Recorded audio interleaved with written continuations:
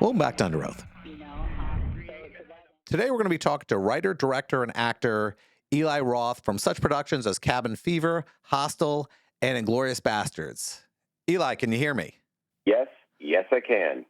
Now, you just did this fantastic movie called Thanksgiving, and it's coming out. It's getting released on home release now. How long do you normally take before you want it to get out from theaters to TV?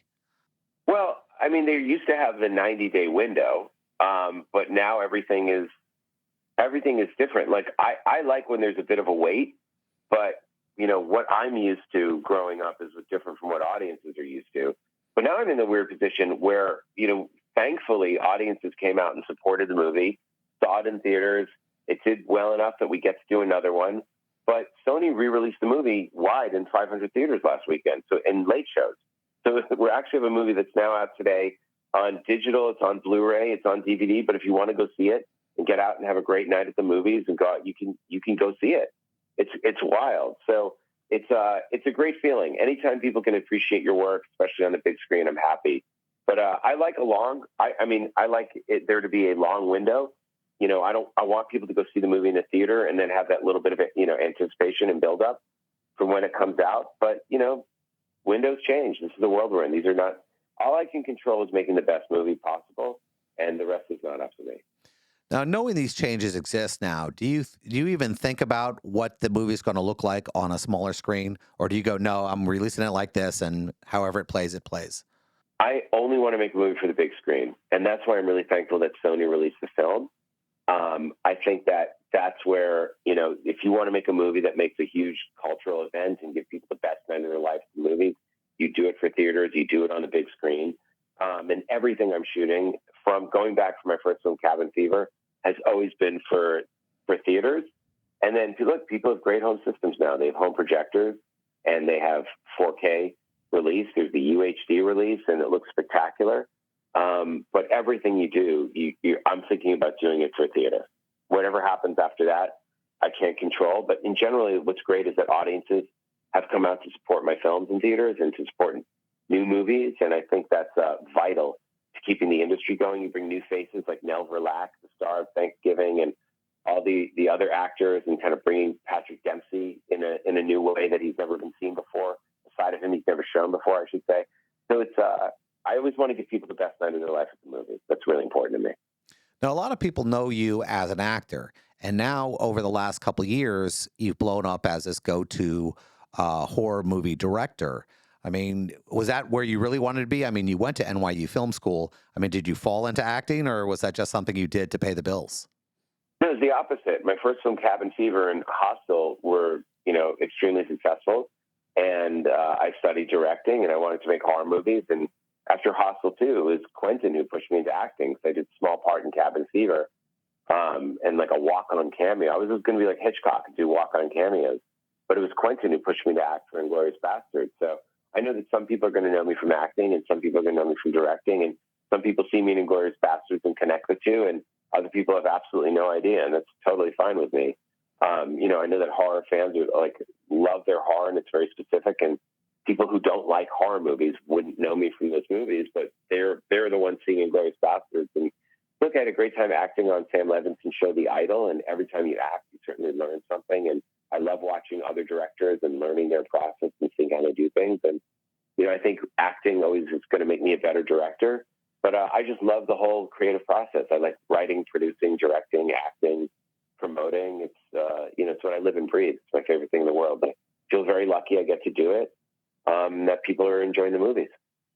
Now, you hear about different directors. They let actors go. They let actors do whatever they want, and then some are much stricter. I mean, how tight is your set? Pretty tight. I mean, we don't have time to mess around, and that's why we're doing a low-budget movie. A lot of movies are being made for $100, $200, $300 million.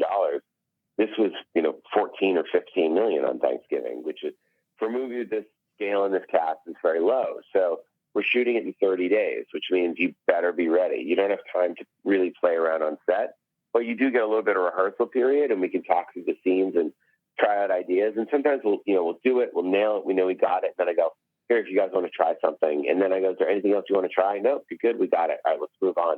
It's not wasting time, it's being efficient. And some actors like to, when you have Rick Kaufman, who plays Louis Litt on Suits, he's so funny and he's always got something up his sleeve. So he'll give you the scene and exactly what you want, but also you're casting Rick because he's so fun to let see what he does. And there's a whole outtake scene with just Rick Hoffman just rambling and doing all kinds of stuff. He's really, really, really funny actor. And Patrick is pretty exacting. He's like, he knows what he wants to do.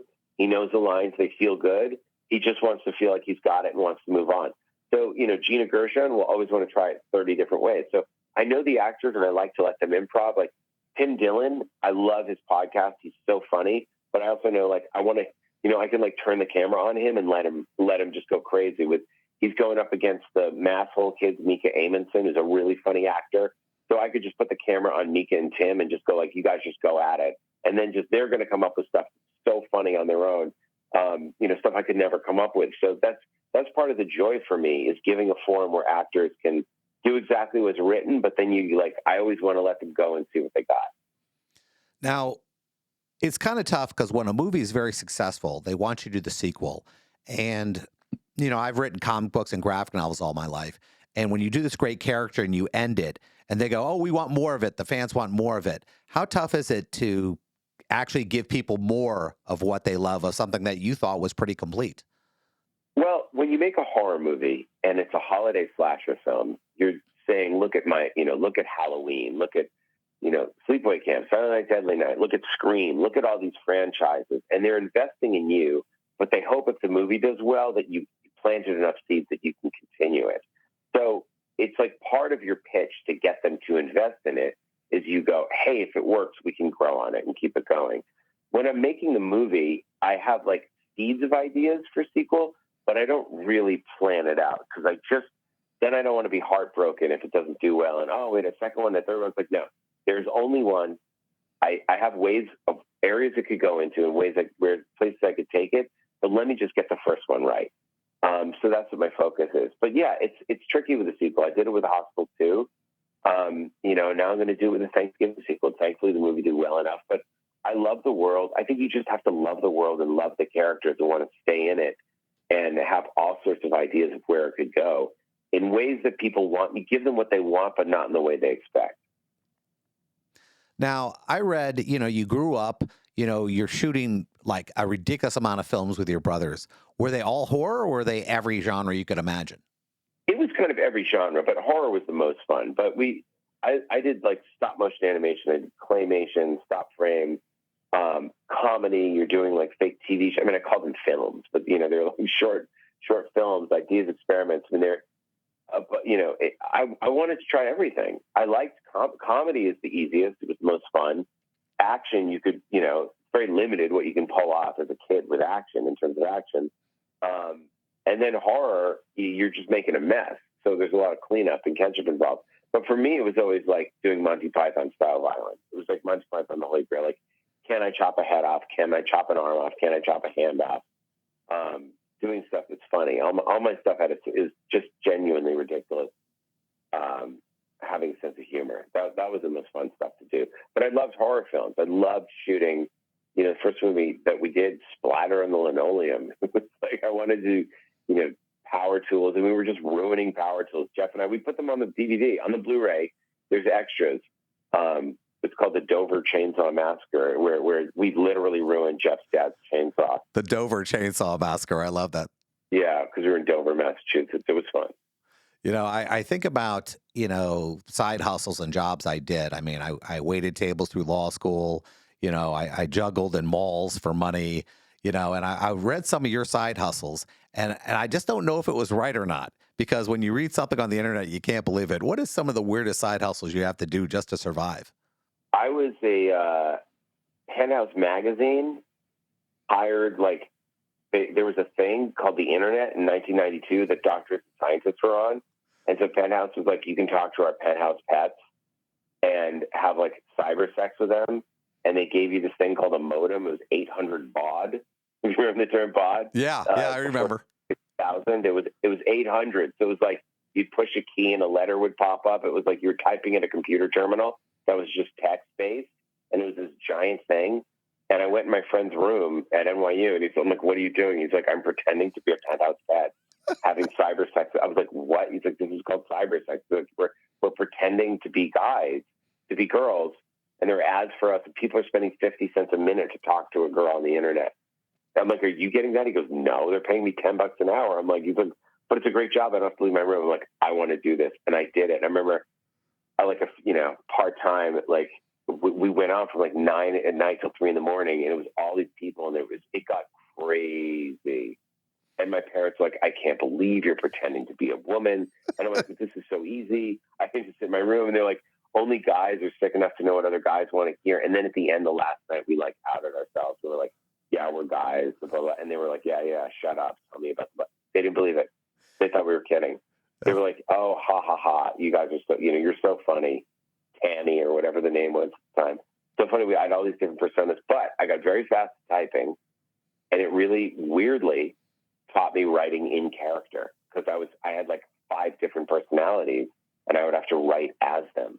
So it was this bizarre exercise that got me to like switch my brain and think of backstories and think of phrases and how to write. It was like it was nuts. That was by far the weirdest job. And then look, I worked on Howard Stern private parts and production, and just every single job that there is in the movie industry, I did it. What's funny is I wrote comic books the majority of my life, and everyone's going, well, why don't you write? You can't write horror. I said, I killed 82 people in my last book. I can kill 9. But writing horror leaves you, when you get done with it, a little filthier in a way, because you kill people who don't deserve to die. And it's just a weird process. Do you discover that, or is it just like, hey, listen, it's just something I do? I mean, to me, it's look, it's like a character. It's my mother's a painter. It's not real violence, it's the representation of violence, and it's a story. So, you're thinking about these things, and you're doing it to the characters, but as long as you do it in a smart way that feels satisfying and makes sense, that's part of the fun. It's like telling an inappropriate joke, and everyone going, whoa, but everyone laughing. I love scary stories. I love them. They're fables. They're like when we're kids, we listen to Grimm's fairy tales. Those are kids being eaten by witches and burned in ovens, and they help young kids process the strange, inexplicable mysteries of life and death, and understanding death, and at least explaining it in a way and talking about it. There's a reason they're popular for hundreds of years. It's horror movies are fairy tales for adults. They give us a context to share these things and discuss the undiscussable subject, and they allow us to be afraid without being a coward. In real life, you're not allowed to be scared. You can't scream at your job. You can't like sit around and panic and go, oh my God, the world's ending all the time. But we have these feelings that we bury. And then when you watch a movie for 90 minutes, you can let it out and it feels great. So look, if people came to Thanksgiving and they were like, I've always thought about that. Someone's like, oh, you put corn holders in someone's ears. I've always thought, what if I stuck those in my ears? And we actually did it. So it was great that, we were able to take something and satirizing like consumerism run amok. This holiday we're supposed to be thankful, that now has turned into people trampling each other for waffle irons. That it's to take these things that we're feeling in society and put it in a fun story and talk about these undiscussable subjects. But that's the beauty of horror films. Well, we've got about a minute left, and I like to ask this question. I had my fanboy moment a couple years ago when I got to interview Stan Lee. Now that you've been in the industry a little bit, what is one of your best fanboy moments? Well, everything is. I mean, the first time I met Tarantino when he was waiting online to see my movie Cabin Fever, I couldn't believe it. I mean, this was, Reservoir Dogs changed movies for me. It it reaffirmed my faith in cinema, because at the time there was no blood in movies. And I was like, thank God someone brought it back. So I thought maybe I can do that for horror one day, because horror had all but disappeared when I made Cabin Fever. So it was, yeah, meeting Tarantino, you have those moments, you're like, I can't believe it. Or talking to James Cameron. I mean, there's everyone that I've ever wanted to meet that's alive. I've been lucky. The only one I haven't met yet is Martin Scorsese. I've never met him. I would love to meet him. I would fan out like crazy and nerd out. But it's great. Look, I feel you constantly feel like a fan. If you're not, a fan while you're doing this, and why are you doing it? But that first time I met Tarantino, I was like, wow, I can't believe this really happened. I made a movie and Quentin Tarantino is standing online to go see a midnight screening of it. It's pretty cool. That's awesome. Well, it was good talking to you, Eli, and hope to talk to you again. All right. Thanks, man. Talk to you soon.